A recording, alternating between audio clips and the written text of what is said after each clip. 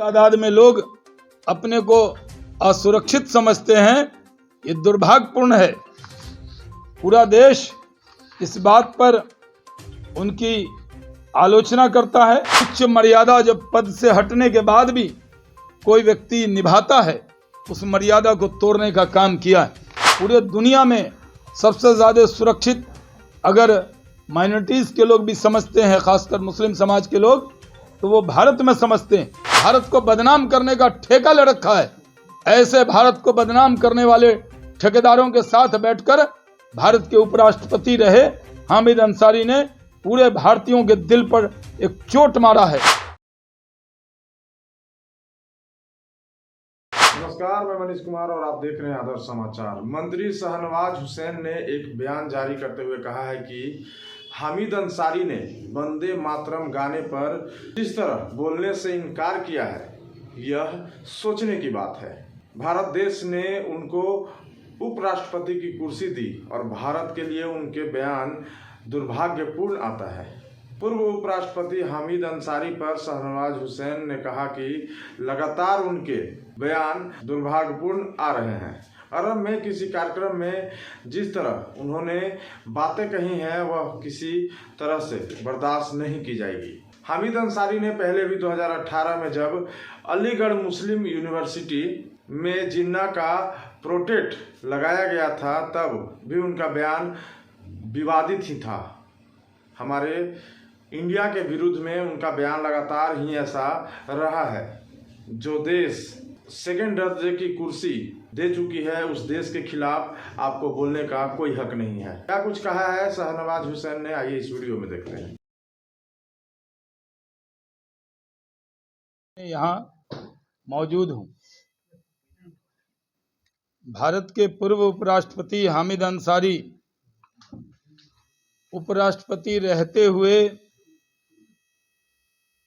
उनके कई विवादित चीजें हैं जिसने के लिए देश ने उनको कभी क्षमा नहीं किया है। लेकिन आज भी वो जिस तरह की बयानबाजी कर रहे हैं, जिस तरह से अमेरिका की एक ऐसी परिषद जो भारत के खिलाफ जहर उगलती रहती है, उसके कार्यक्रम में शामिल होकर उन्होंने ऑनलाइन जिस तरह की बातें कही हैं, इसका ये देश पूरी तरह हामिद अंसारी की इस बात को नकारता है। ये देश में सबका साथ, सबका विकास, सबका विश्वास है। और मैं मानता हूं कि जिस तरह अमेरिका की जो आईएमसी है, जो एक संस्था है जो सिर्फ भारत को बदनाम करने में लगी रहती है, एक तो उसके कार्यक्रम में उनको जाना नहीं चाहिए था।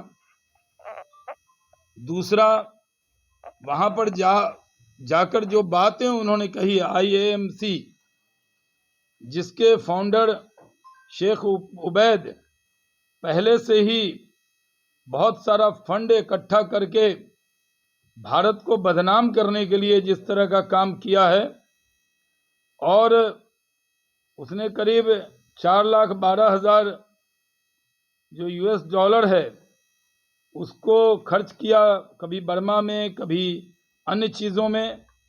और उसी के कार्यक्रम में जिस तरह हामिद अंसारी शामिल हुए और उस इवेंट में जिस तरह की गुफ्तगू की गई है, ये दुर्भाग्यपूर्ण है।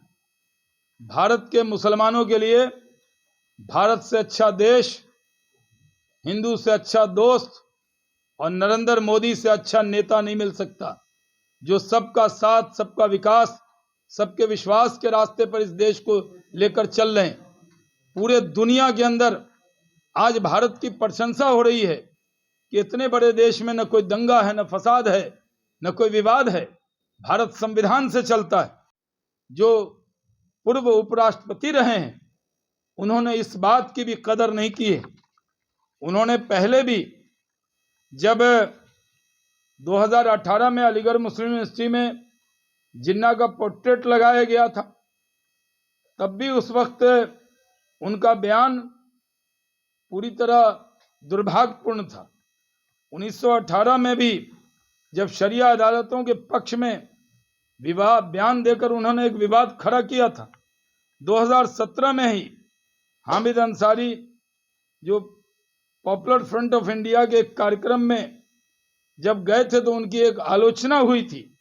उसी तरह प्रधानमंत्री नरेंद्र मोदी जी के पहल पर 21 जून अंतर्राष्ट्रीय जो योग दिवस मनाया गया, उसमें भी 190 से ज्यादा देशों ने उसमें भाग लिया। लेकिन उस वक्त उस कार्यक्रम में राष्ट्रपति प्रणब मुखर्जी साहब, हमारे नेता नरेंद्र मोदी जी, कई केंद्रीय मंत्री शरीक हुए, लेकिन हामिद अंसारी साहब ने उसमें शरीक होना बहुत जायज नहीं समझा। उन्होंने जिस तरह की बातें की, वो देश पहले से, जब उन्होंने एक बार वंदे मातरम के लिए जब कहा गया, तब उन्होंने कहा नहीं, मैं भारतीय हूं, यही काफी है।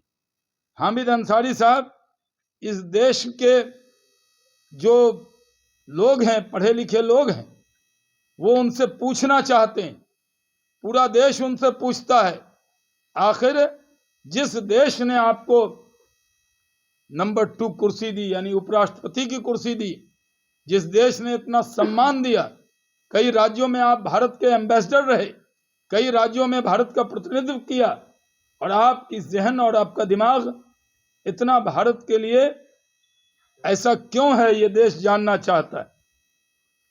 जब 3 साल पहले जब सुप्रीम कोर्ट में एक बार राष्ट्रगान अनिवार्य करने की बात और मद्रास हाई कोर्ट ने वंदे मातरम के बारे में जब कहा था, तब उन्होंने ये बात कही। उपराष्ट्रपति के तौर पर कार्यकाल के आखिरी दिनों में अगर आपके अंदर लगता था इस देश में आपको, या ऐसा लगता था कि किसी समाज को कोई सम्मान नहीं मिल रहा है, तो आपको पहले कहना चाहिए था। लेकिन आखिरी दिनों ने उन्होंने ये स्वीकारता का माहौल को खतरे में बताया था पार्लियामेंट के ऐसे में, राज्यसभा के अंदर, और जिस तरह की बातें उन्होंने कही थी, उससे पूरा देश शर्मसार हुआ था। अपने को असुरक्षित समझते हैं, ये दुर्भाग्यपूर्ण है।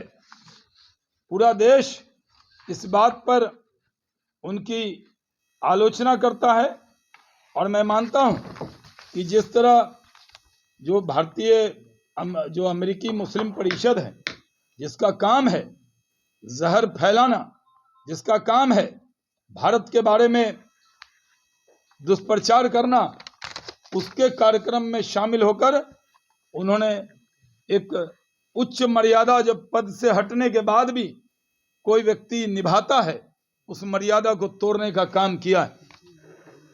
पूरा देश जानता है कि हामिद अंसारी साहब कभी कोई जन नेता नहीं रहे, और उनको जिस तरह किसी समाज की अंदर उनकी कोई लोकप्रियता नहीं है, वो मुस्लिम समाज के स्पोक्स पर्सन कब बन गए, किसने बना दिया? इस देश में भारत के संविधान ने सबको बराबर का अधिकार दिया है। आज पूरे दुनिया में सबसे ज्यादा सुरक्षित अगर माइनॉरिटीज के लोग भी समझते हैं, खासकर मुस्लिम समाज के लोग, तो वो भारत में समझते हैं। आज भारत में कहीं कोई दंगा नहीं, फसाद नहीं, सब लोग मिलजुल कर रहते हैं। इस बात को हर भारतीय को प्रचारित करने की जरूरत थी। उसके अलावा जो एक पद पर बैठा व्यक्ति, जब उनको मालूम है कि जो अमेरिकी मुस्लिम परिषद है वो भारत के खिलाफ एक माहौल तैयार करता है, पूरे देश और दुनिया में भारत को बदनाम करने का ठेका ले रखा है, ऐसे भारत को बदनाम करने वाले ठेकेदारों के साथ बैठकर भारत के उपराष्ट्रपति रहे हामिद अंसारी ने पूरे भारतीयों के दिल पर एक चोट मारा है। हम दुखी हैं इस बात से कि इस बड़े पद पर जाने के बाद भी उन्होंने कोई मर्यादा नहीं रखी। हम इसकी घोर आलोचना करते हैं। ये देश 130 करोड़ हिंदुस्तानी नरेंद्र मोदी जी के नेतृत्व में एकजुट हैं, एक हैं, इकट्ठे हैं, और दुनिया की कोई ताकत हमारी एकजुटता और हमारे इकट्ठेपन को अलग नहीं कर सकती।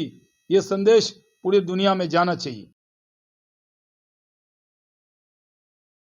खबरों में बने रहने के लिए हमारे चैनल को सब्सक्राइब करें, शेयर करें, लाइक करें और हमारे फेसबुक पेज को भी फॉलो जरूर करें। धन्यवाद।